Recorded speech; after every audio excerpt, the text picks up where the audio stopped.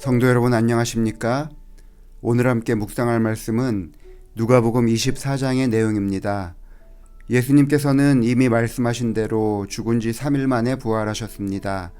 부활의 소문은 사람들에게 알려지기 시작했습니다.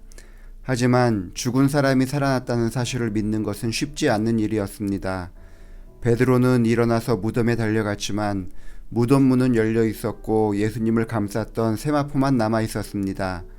제자들은 혼란 가운데 있었습니다. 자기들이 눈으로 본 예수님의 죽으심과 소문으로 들려오는 부활의 사건 사이에서 어떻게 해야 할지 모르고 있었습니다. 그러던 중에 두 제자는 고향으로 돌아가고 있었습니다. 13절의 말씀입니다. 그날에 그들 중 둘이 예루살렘에서 25里되는 엠마오라 하는 마을로 가면서 이 모든 된 일을 서로 이야기하더라. 예수님을 따르던 사람들 중에 글로바라고 하는 제자와 이름이 언급되지 않은 또 다른 제자는 여리고를 향해 내려가고 있었습니다.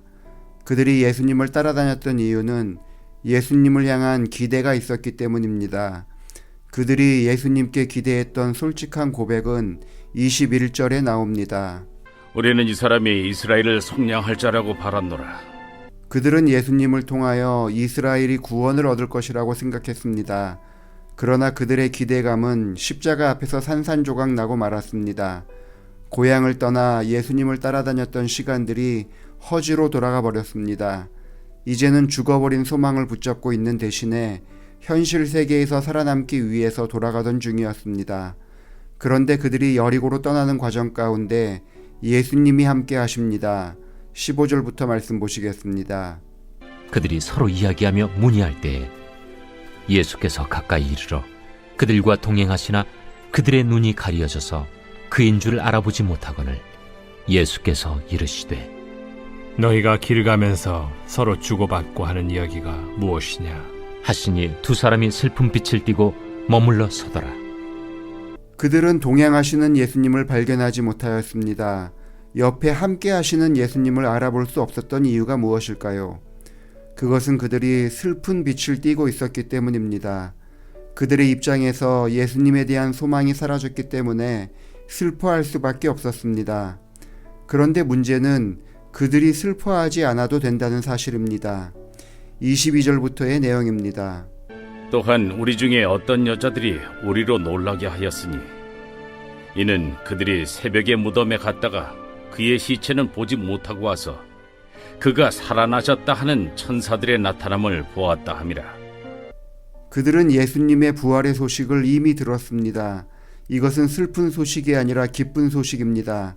하지만 그들은 슬픈 마음을 가지고 기쁜 소식조차 무시하고 고향으로 돌아가던 길이었습니다. 그리스도인들은 슬퍼하는 사람들이 되어서는 안 됩니다. 슬픈 마음은 예수님께서 동행하셔도 발견하지 못하게 만듭니다.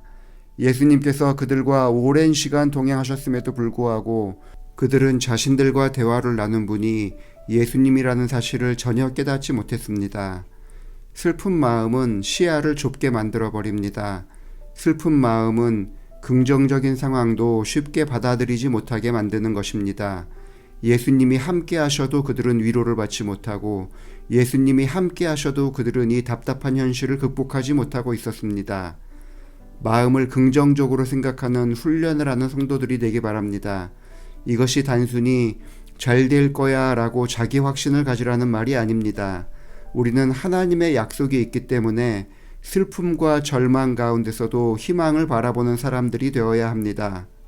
슬픈 일들이 얼마나 많이 있습니까? 그러나 그런 것들보다도 희망을 말하는 사람들이 되어야 합니다.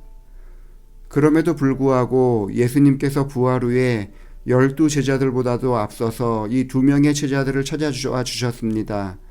슬픈 마음으로 예수님이 함께 하셔도 알아채지 못하는 이 사람들을 찾아주셨던 이유는 14절에 나와 있습니다. 이 모든 된 일을 서로 이야기하더라. 그들은 고향으로 돌아가는 길에 이 모든 일을 이야기하였습니다. 그들은 지금 희망이 깨져서 예수님의 제자로서의 삶을 살 수 없어서 고향으로 돌아가는 길이었습니다. 그렇다면 그들의 대화의 주제는 앞으로 어떻게 살 것인가에 대한 것이 되어야 할 것입니다. 어떤 직장을 가져야 할지, 가족을 위해서 어떤 인생을 고민해야 할지를 나눴어야 합니다. 그들의 슬픈 마음, 깨져버린 희망을 어떤 방법으로 채워야 할지를 생각했어야 했습니다. 그런데 그들은 이 모든 된 일, 즉 예수님에 대한 이야기를 하고 있었던 것입니다. 그들은 예수님의 십자가에 관련된 이야기를 하고 있었습니다. 그들이 가졌었던 소망에 관한 이야기를 나눴습니다. 그들이 앞으로 어떻게 먹고 살아야 할지를 고민하기보다 예수님에 관한 이야기를 나눴던 것입니다. 우리가 예수님에 관한 이야기를 나누면 그 자리에 예수님께서 함께 하십니다. 우리가 신앙에 관한 기쁨을 나누면 예수님께서 그 자리에 함께 하시는 것입니다. 부활하신 예수님께서 얼마나 바쁘셨겠습니까? 그런데 이 사람들을 위하여 예수님께서 함께 그들과 동행하셨습니다.